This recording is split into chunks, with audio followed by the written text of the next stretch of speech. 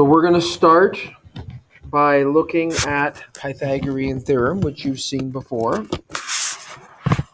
So that's that triangle that we see on this page.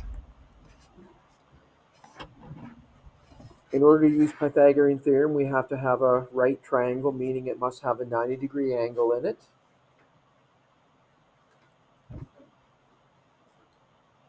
You with us, Mason?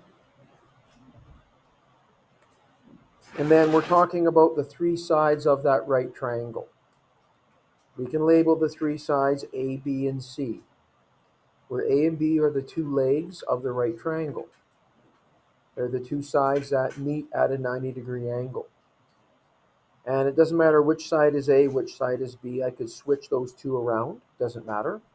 But C is always the longest side. It's the side across from the right angle. And Pythagorean theorem says that A squared plus B squared equals C squared. The length of one leg squared plus the length of the other leg of the right triangle squared equals the square of the longest side, which we call the hypotenuse. It's the side across from the right angle. So we're going to be using these words adjacent, opposite, and hypotenuse as well when we start looking at our trig ratios. And those are those things that are on the left side. It says SOHCAHTOA, sine, cosine, and tangent. So we'll learn about those in a few days. But for the first few days, we're just going to be looking at Pythagorean theorem. And that again uses the three sides of a right triangle. A triangle that has a 90-degree angle in it.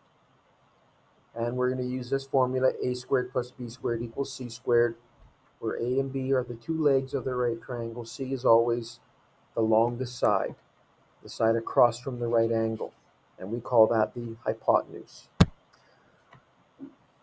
So again, we're just going to focus on Pythagorean theorem for this first part, which is A squared plus B squared equals C squared. So you can use it if you have two sides of a right triangle and you want to find the third side. You can use it. Okay? So example 1 says, determine the value of x, which is the hypotenuse, the side across from the right angle. And so Pythagorean theorem says that A squared plus B squared equals C squared. And it doesn't matter which side is A, which side is B. Okay, Sarah? You need to stay with us here, okay? Okay. But the hypotenuse is the side across from the right angle, which is what we're trying to find in this case. So again, the other two sides, the two legs, one is A, one is B. It doesn't matter which one is which. I can switch these two around. It doesn't matter. As long as you keep the hypotenuse as the value of C. So if I say that A is 23, I'll have 23 squared plus B is 18, so that's got to be squared, and that has to equal the hypotenuse, which in this case is x squared. So on the left side, we can use our calculator to find out what 23 squared plus 18 squared is. Most calculators now will do order of operations. It'll square the two numbers first and then add them together. 23 squared plus 18 squared is 853. So that's what x squared equals. X squared equals 853. Now what do we do, Beth? You need to stay with us, okay?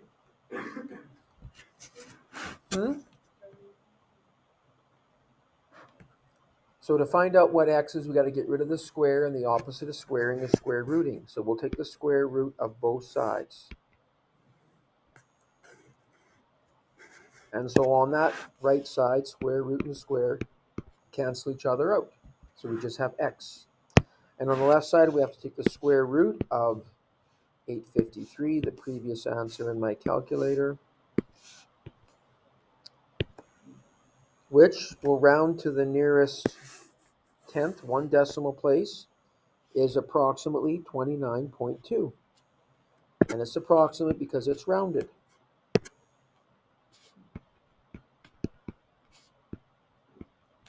X is approximately 29.2. Right, so that's how Pythagorean theorem works. Question B. Once again, we've got the two legs of the right triangle. It doesn't matter which one is A and which one is B. I can switch these two around. Doesn't matter.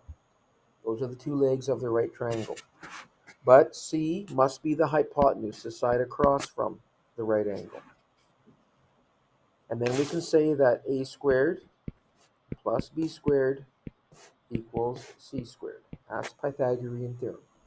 And you'll be given this formula on any quizzes or tests. You're not going to have to memorize it, but you got to know how to use it. So I said A was 6, so it'll be 6 squared plus then B was 8. 8 squared equals C squared.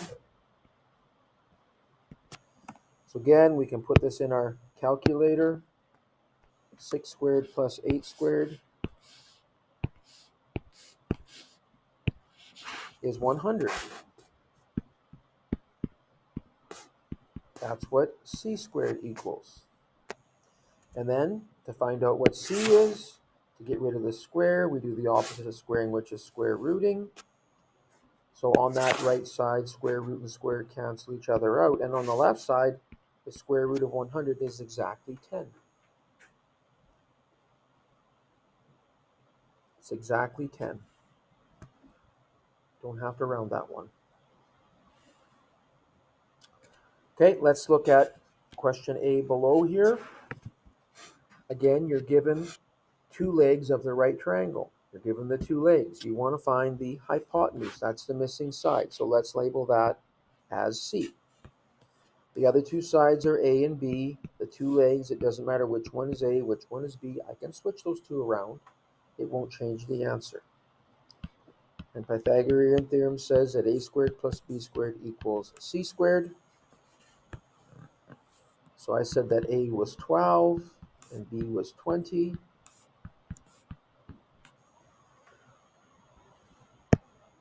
I can go to the calculator. 12 squared plus 20 squared is 544.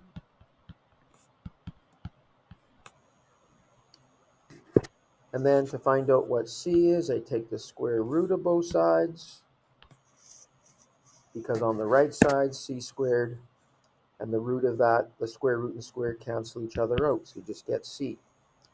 On the left side, we have to take the root of 544. And if we round that to the nearest tenth, it'll be 23.3. So we'll say C is approximately equal to 23.3 because we rounded.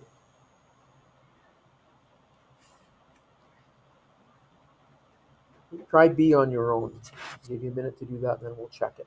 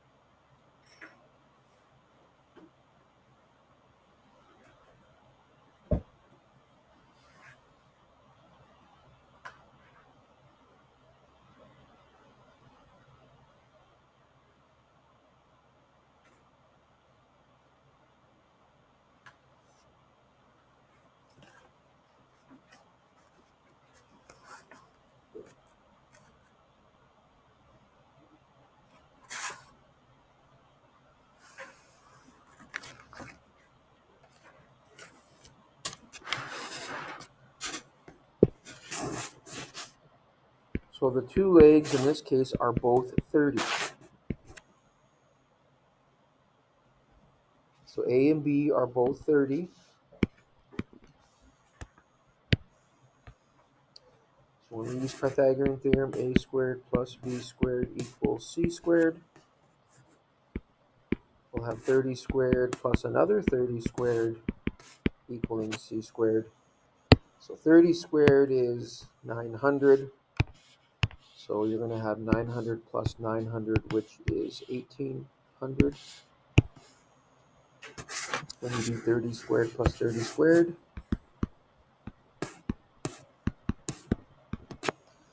And then like we did before, to get rid of the squared symbol, we take the square root on the right, and we have to do the same thing to both sides. So we take the square root of both sides,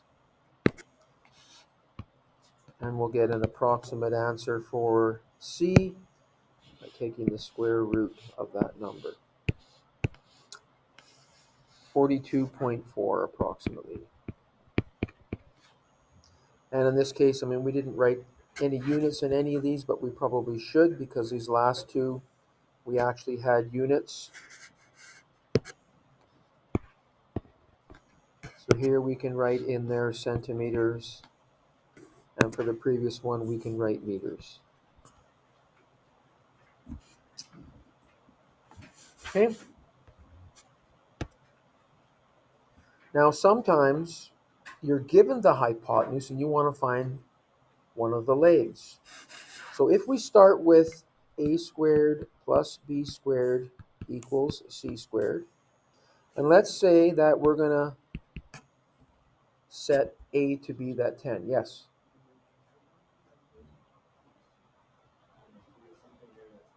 Real quick. But the hypotenuse has to be the side across from the right angle, the longest side. So C is 29. I've said A was 10. Therefore, B will be X. So if I sub in what I've got here, I've got A, which is 10, that needs to be squared, plus B squared equals C, which is 29, that needs to be squared. So that's what we know in this case, and we want to find the length of B. So what I'm going to do here is I'm going to get the B squared by itself by subtracting the 10 squared from both sides. You see the 10 squared and B squared are hooked together by addition. It's a positive 10 squared. The opposite of adding 10 squared is subtracting 10 squared. So that's what I'm doing. I'm going to subtract 10 squared from both sides. And the reason this works, on the left, 10 squared take away 10 squared cancels. And we're left with B squared on the left. And on the right, we'll use our calculator to find out what 29 squared minus 10 squared gives us. 29 squared minus 10 squared gives us 741. That's what B squared is. And then like we did before, to find out what B is, we take the square root of both sides. So on the left, the square root and square cancel each other out. And on the right, we have to take the root of that 741, our previous answer, which is approximately 27.2.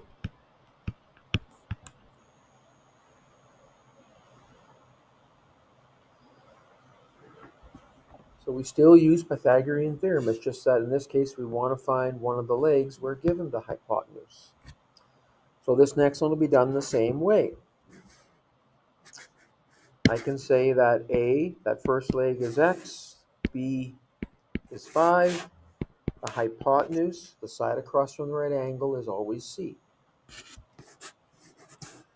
So when I use A squared plus B squared equals C squared here, A is X. That's got to be squared, plus B, which is 5, also squared, equals C, which is 13, also squared.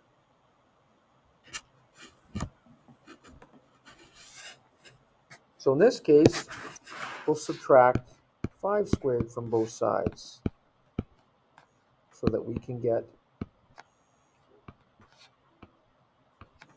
X squared by itself. So on the left, 5 squared, take away 5 squared, cancels. And we have X squared by itself on the left. On the right side, we use our calculator to find out what 13 squared take away 5 squared is. That's 144. And then we take the square root of both sides. That's how we get rid of the square on the X, do the opposite of squaring, which is square rooting. And in this case, we get an answer of exactly 12. The square root of 144 is 12. So you don't have to round it because it's an exact answer. Sometimes, as we're working with Pythagorean theorem, we end up taking the square root of a perfect square. A number that when you take the root of, you don't get a decimal.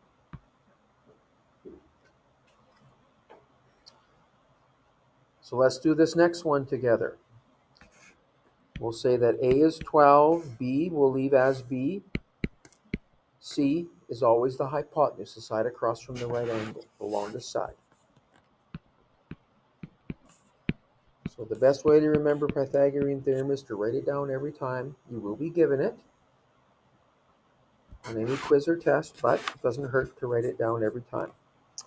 So I said that little a was 12, B is what we're trying to find, and C will be 20.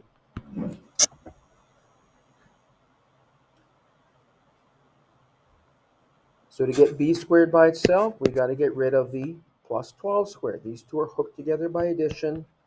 The opposite of adding 12 squared is subtracting 12 squared. So on the left, the 12 squares cancel, and we have b squared by itself.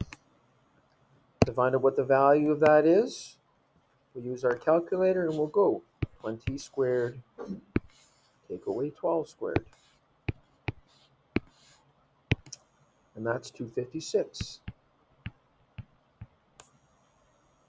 To find out what b is, we got to get rid of the square. The opposite of squaring is square rooting. I think the square root of 256 is 16. Yep. So in this case, we don't have to round it. And because the two sides are meters, then our missing side will also be in meters. 16 meters.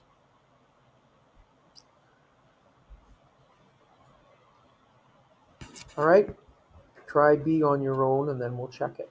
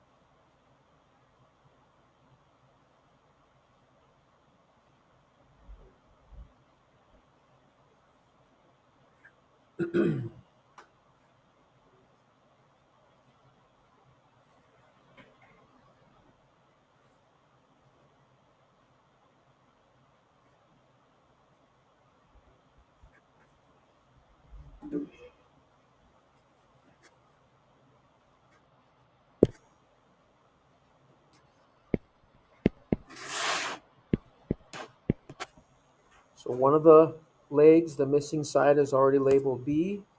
Whoops, I did that backwards. The hypotenuse, the side across from the right angle, is C. The other leg would be A.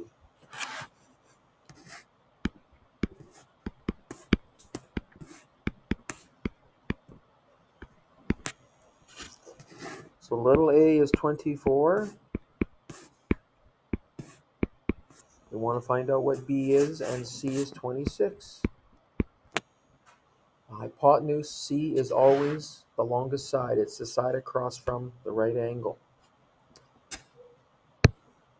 Go back to the calculator. Well, actually, first, before we do that, to get the B squared by itself, we have to subtract 24 squared from both sides. It's a positive 24 squared on the left. The B squared and the 24 squared are hooked together by addition. So we do the opposite, which is subtracting both sides by 24 squared. So on that right side, we will put 26 squared, take away 24 squared in our calculator, which is 100.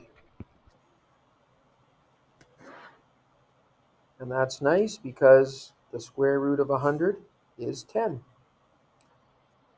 We take the square root of both sides, and the square root of 100 is 10. Don't have to round that off. And that will be in feet because the other two sides are in feet as well. I'll just put it right there. It's good. Thank you. Okay, so that's Pythagorean theorem. And remember, you can only use this when you have a right triangle. The side across from the right angle is the hypotenuse C. The other two sides are A and B. And A squared plus B squared always equals C squared when you have a right triangle. Okay, so I'll hand out the assignment. I will put the